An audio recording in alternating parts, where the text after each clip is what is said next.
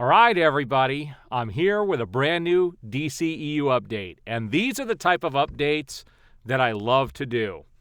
All right, so there are a lot of naysayers out there at this stage, but I am now completely convinced that the Snyderverse is being restored, and I have proof today that Zack Snyder's Justice League is indeed canon to the DCEU. And this is pretty cool, and I've got some stuff I'm going to show you today. And this comes from official sources, so this is not something I'm making up.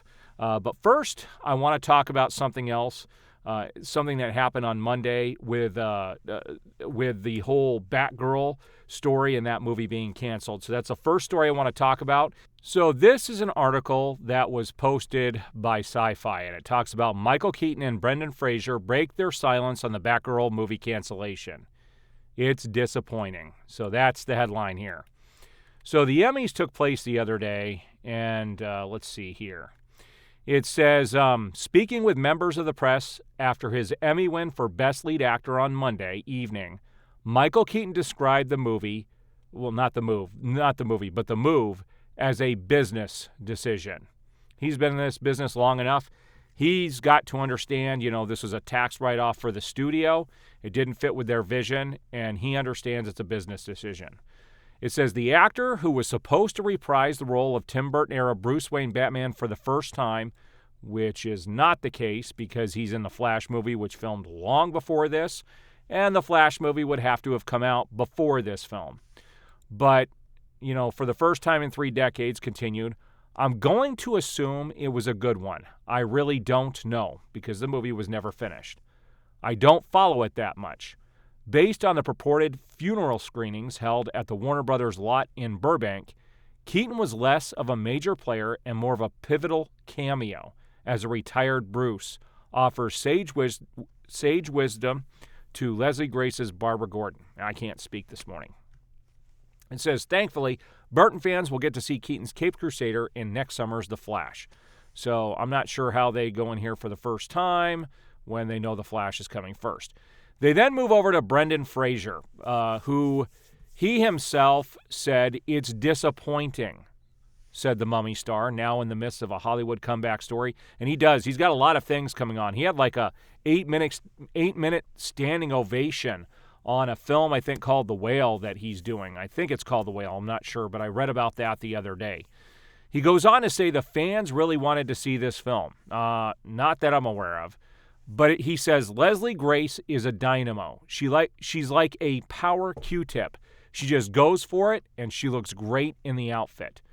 The movie itself was shot and conceived for a smaller screen. In this age that we've come out of now, between streaming service versus theatrical release, it wound up being the canary in the coal mine. So what can we learn from this? Work with trusted filmmakers. So he's throwing some shade over at Warner Brothers Discovery. And I love how these actors are throwing shade at Warner Brothers Discovery because Warner Brothers was worse at throwing shade and has been for decades towards DC properties. So that's the first story I wanted to talk about. Now, what I'm going to talk about next is very interesting. So there is a comic book that came out by DC Comics, which is the official prequel to the Flash film. And I'm going to read a couple of the panels here, and I'm actually going to show them on the screen.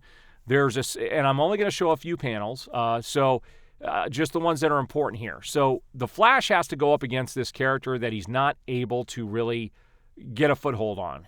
And he has a meeting he has to enlist the help of Batman, Ben Affleck's Batman, and he tells him, I just can't do this. Batman tells him, listen to me, Barry. You went toe-to-toe with the worst the universe had to offer and saved this planet. He did not save the planet in the 2017 theatrical version of Justice League. He only did this and had a pivotal role in Zack Snyder's Justice League, in which was my favorite scene in the whole film. I love that scene. It gives you chills. It's amazing. It's when Barry truly becomes a hero. He said, you rushed here to save lives knowing you could lose this fight. Failures don't do that. Brave men do. Then he goes on to give him a new ring and says, "You're the best kind, the kind that gets back up and keeps fighting." Batman goes on to tell him, "The Flash isn't gone. His story's just beginning."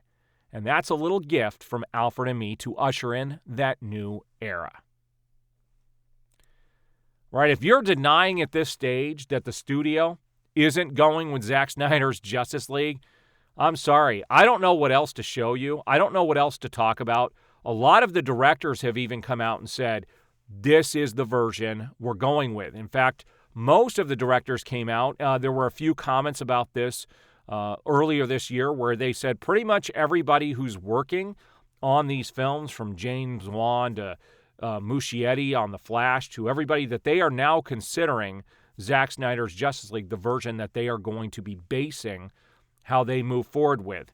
And that's awesome news. And to finally get something that's actually published by DC Comics and is an official tie-in to the film is pretty freaking awesome. I was expecting him to get the new suit actually in the film, but it looks like it's going to be done here in the comic book instead. Now, this is the first issue that just came out yesterday. It dropped yesterday. And there are 2 more issues that are going to tie in with the movie that are coming out. Now, this seemed like a quick standalone story, quick one and done. There are 2 more issues coming, and I'm eager to see what these stories are going to be and how they're going to tie in to the movie. It's great to be able to collect this stuff. I'm going to love collecting the stuff that has to do with the Snyderverse and what's already been created. And it's nice to know that they're basing it off that film because it is a far, far superior film. All right, so what do you guys think about this phenomenal news that I've brought to you today? This is not my opinion. This is actually happening, and I gave you guys proof today. So you're going to have to show me, if you don't believe that this is happening at this stage and you're making comments. I have some people that come in and just make comments all the time that it's not happening. Get over it. Move on. No, I'm not saying Zack Snyder has to come back and direct everything, but they are using his version of the film as canon. It's clear as day at this stage. And we've got Ben Affleck coming back. We have The Flash coming out. They're retooling Black Adam, which is reportedly going to have Henry Cavill in it. There are lots of scoopers and insiders, which I'm not, now confirming that he is in the film. There's a lot going on right now, and if you're denying all of this at this stage, I don't know what to tell you. Stick to my channel as things happen and things come out, and I become aware and I see things. I'm definitely going to be reporting on everything. So if anything else happens this week, I will do another video. I do appreciate the support. Let me know what you guys thought, and I will see you on the next video.